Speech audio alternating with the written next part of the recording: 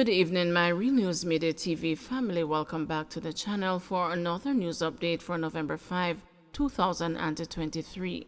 And in the news this evening, 3 men charged with a double murder in Manchester gun attacks. Detectives assigned to the Manchester Police Division have charged 3 men in relation to 2 separate shooting incidents, which left 2 men dead in Huddersfield District and on the Savoy Main Road in the parish on Friday, October 13. Charged with 2 counts of murder, conspiracy to murder, robbery with aggravation, possession of a prohibited weapon, using a prohibited weapon to commit a felony, and unlawful wounding are 24-year-old Alex Brown, otherwise called the Bands of Yorktown in Clarendon and the Tiki District, 26-year-old Osheen Reed, otherwise called the Bosshead, delivery man of Linz Avenue, Christiana, and the 25-year-old Taria Wright, otherwise called Alkaline, labourer of Shudley District, all in Manchester. Reports are that about 10 p.m., Brown, Reed, Wright and their accomplice, armed with handguns, started their rampage at a business establishment on the Savoy Main Road. They entered the establishment, held up the patrons, and robbed them of cash and other personal belongings. 30-year-old Dwayne Carter, otherwise called Dunes, a construction worker of Joplin in Christiana in the parish, was allegedly shot dead when he resisted one of the attackers. The gunmen then fled in a stolen motor vehicle. Approximately 20 minutes later, their onslaught reportedly continued in Huddersfield District, which led to the death of a second man from that community.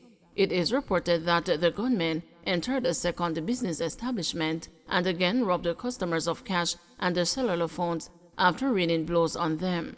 A former 33-year-old Tafari Barrett, also known as Afari, met his demise when he attempted to flee his attackers. He received gunshot wounds and was assisted to the hospital, where he was pronounced dead.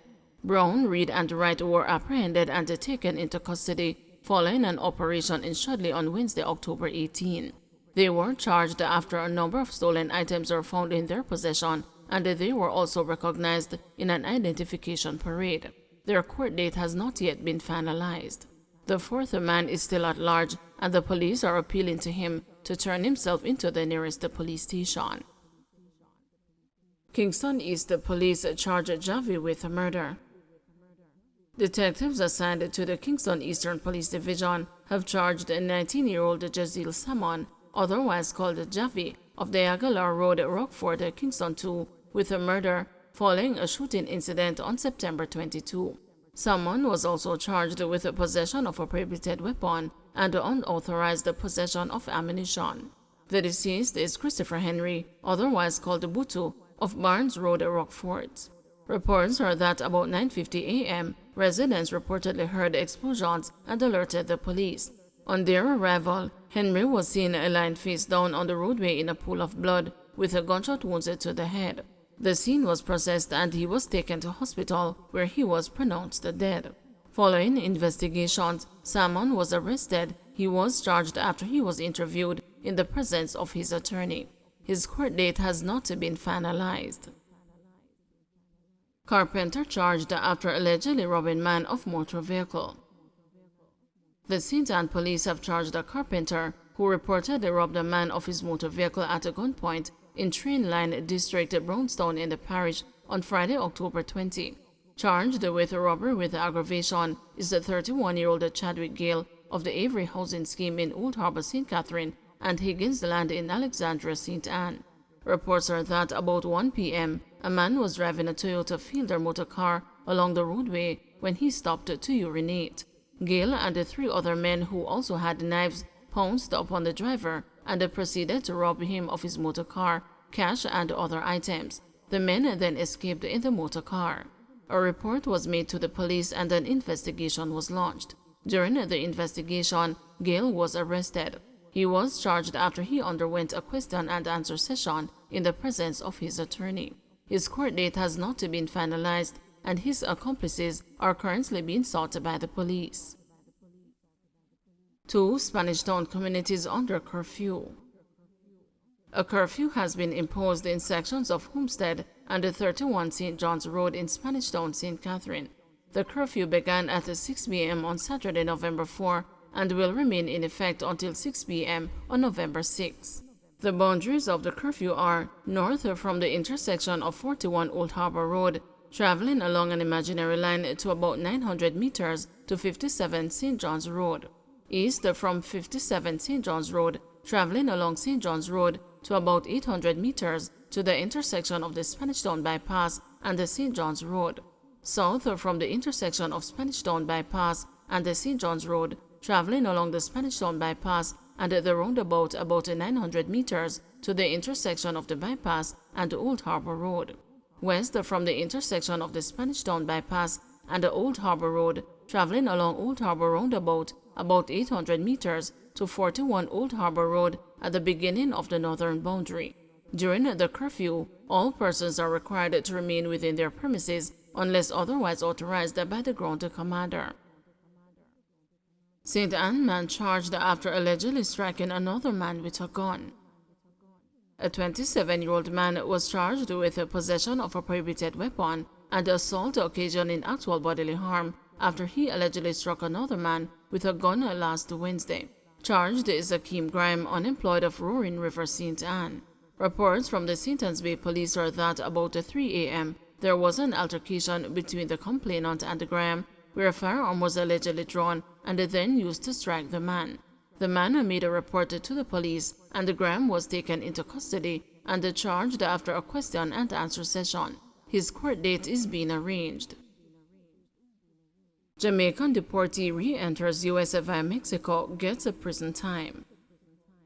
A 32-year-old Jamaican was given a 21-month prison sentence in the United States after he was convicted of illegally re-entering the North American country, U.S. Attorney Timothy M. O'Shea announced recently. Andre Bauer pleaded guilty to the charge on August 16. During the sentencing hearing 2 Fridays ago, the judge noted that Bauer came back to the United States in 2022, the same year he was deported. The judge also expressed a concern that Bauer was arrested in Wisconsin using a false name and attempting to pick up a mail parcel containing US $18,000 in cash. Bauer was arrested on June 9 in Grant County.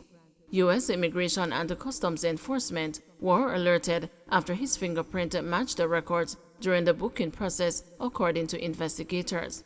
Bauer admitted to paying a smuggler to bring him across the Mexican border into the U.S. in April or May of 2022, authorities said. The 32-year-old Jamaican was previously convicted in 2017 of conspiracy to commit mail fraud in Louisiana. He schemed to defraud elderly and vulnerable victims of their money through a fake lottery scheme, according to investigators. After completing his prison sentence in that case, he was deported to Jamaica in March 2022. As a condition of his removal and his supervised release from his mail fraud case, Bauer was ordered to not re-enter the United States. He was still on supervised release in the fraud case at the time of his 2023 arrest and faces revocation in that case. Most investigations result in police personnel being exonerated, says Indicom. Despite mounting concerns about fatal shootings by the police, Jamaica's Independent Commission of Investigations, which probes the conduct of the country's security agencies, has admitted that most of the cases ended with the police officers being exonerated. Indicom Commissioner Hugh Faulkner, speaking at a press conference last week, revealed that the commission disposed of 626 cases during the period under review, and that of that number, 412 were concluded with a commission's report, and a further 214 cases were closed on initial investigation.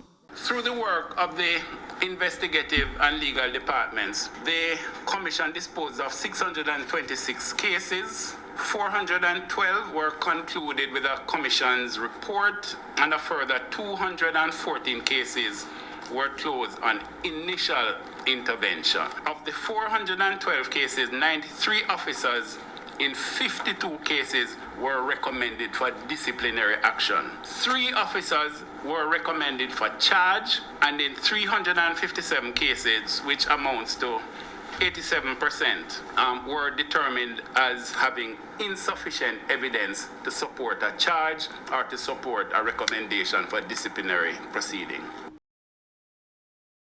Todd's Spot the Good Driver Award reaches halfway tree. The Transport Operators Development Sustainable Services, as part of its 70-day Road Safety Awareness Campaign, October 27 to December 31, 2023, will on Monday, November 6, 2023, conduct a Spot the Driver in Halfway Tree, St. Andrew between 12 p.m. and 1 p.m. This campaign will see any motorist, the driver, receiving what Todd's describes as a special award from the organization.